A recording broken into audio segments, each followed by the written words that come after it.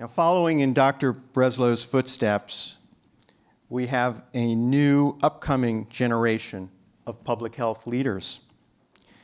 Fielding School students are committed to advancing the field of public health and making their impact.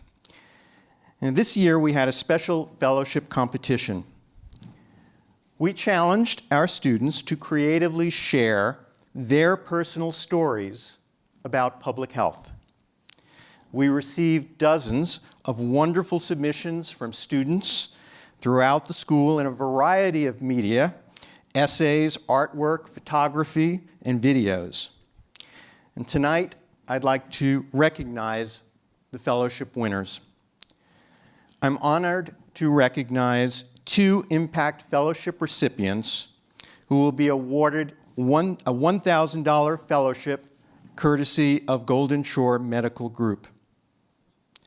Dr. Yelba Castellon-Lopez for her story about environmental health in South Los Angeles, and Lamar Hayes for his story about gender-based violence in South Africa.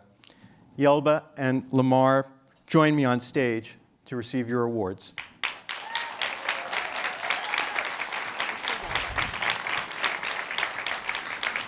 Congratulations.